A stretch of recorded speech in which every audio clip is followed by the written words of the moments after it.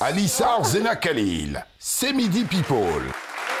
Alors, j'espère que vous allez bien chez vous à la maison, de là où vous me suivez. Aujourd'hui, je vais parler d'un sujet très délicat.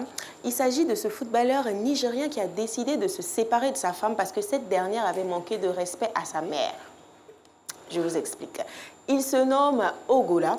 Et depuis quelques temps, il a décidé de mettre fin à sa relation avec sa femme, qui partage sa vie depuis plusieurs années, parce que cette dernière aurait manqué de respect à sa mère, insulté ses frères et mis à la porte certaines de ses cousines.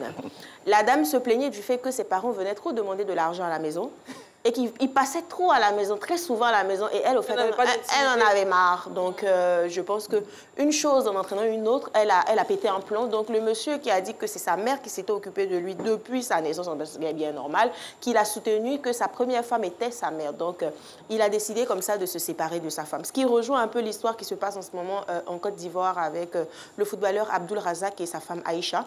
La mère de ce dernier avait fait une vidéo dans laquelle elle disait que son fils ne s'occupait plus d'elle depuis qu'il était en couple avec Aïcha.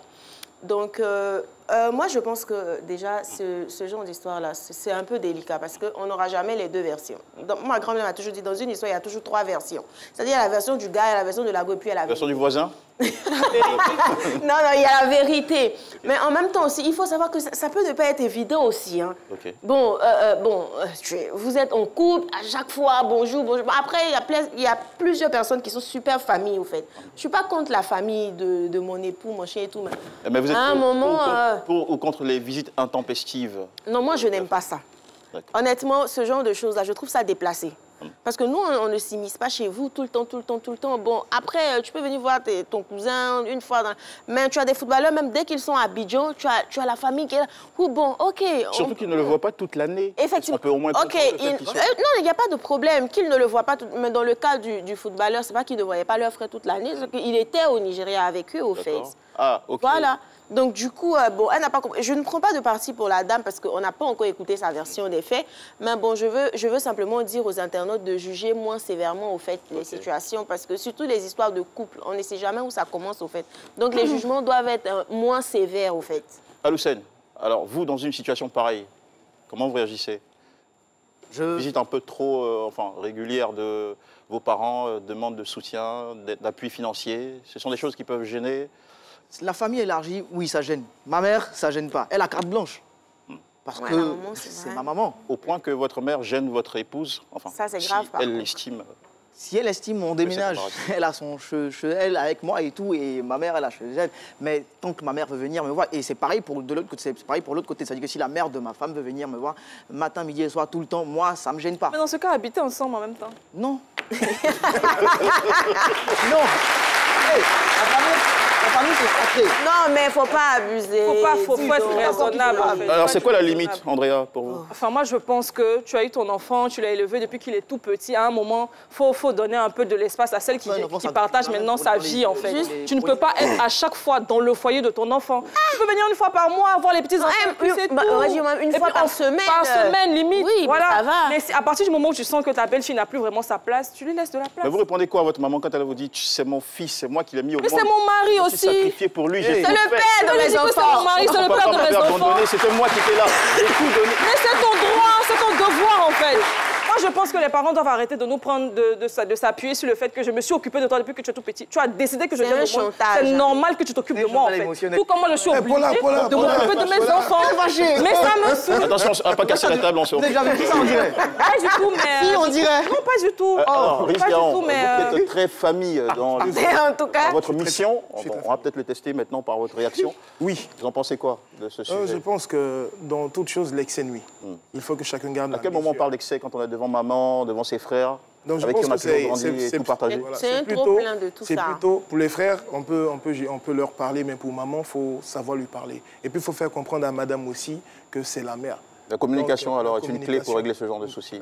La seule clé, d'ailleurs, je pense, pour régler ce problème-là. Paulus Agathon, est-ce que ce footballeur ne devrait...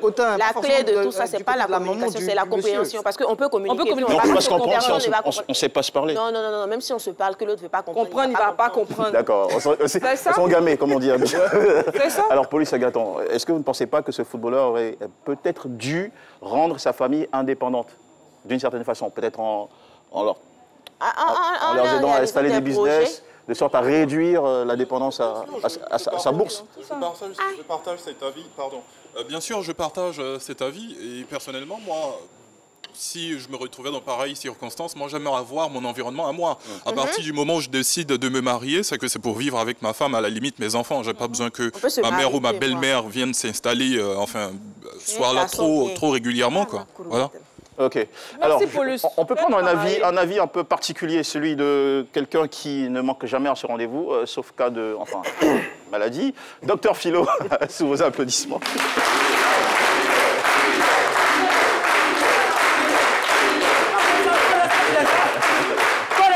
C'est pas comme ça, on fait.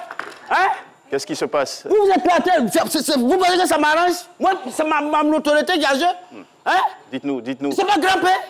C'est pas parce qu'on t'a donné notre fille que tu vas te comporter comme ça. C'est moi qui ai invité Grand. Tu sais, nous sommes en Afrique. Ah oui, c'est vrai que Grand-Père devait participer à l'émission aujourd'hui. Il avait invité, c'est notre beau, c'est moi qui l'ai invité à attaquer mon beau des Ivoiriens. Ok. Alors j'ai dit, viens chez moi à la maison. Tu peux pas te déplacer, tu viens même pas avec un morceau de pain. Alors qu'est-ce que vous avez pris comme décision finalement? Non, c'est bon. Moi j'appelle le Doxy tout à l'heure. C'est bon, cette relation va s'arrêter. Et pourtant il a posté sur sa page qu'il serait avec nous aujourd'hui. C'est pas comme ça. C'est pas comme ça. L'Afrique, nous avons nos réalités.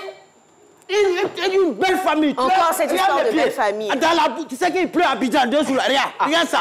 J'ai même pris c'est pas facile, hein, J'étais même prêt à mettre Grand-Père au dos. Les palabres. J'ai dit, bon, tu es arrivé, tu m'as apporté. Ça n'engage que vous. C'est moi qui souffre dans ma chair parce que j'ai donné ma fille à Grand-Père. Tu m'as apporté quoi? Il dit que ça ne va pas 2 jours là. Et moi, je mange quoi? Je mange quoi? Voilà, donc, d'accord. De toute façon, les familles vont régler ça, mais moi, je ne peux pas le recevoir. Ah, d'accord. Je ne suis pas matérialiste. Il faut tout faire pour régler cette affaire en famille. On embrasse Grand-Père.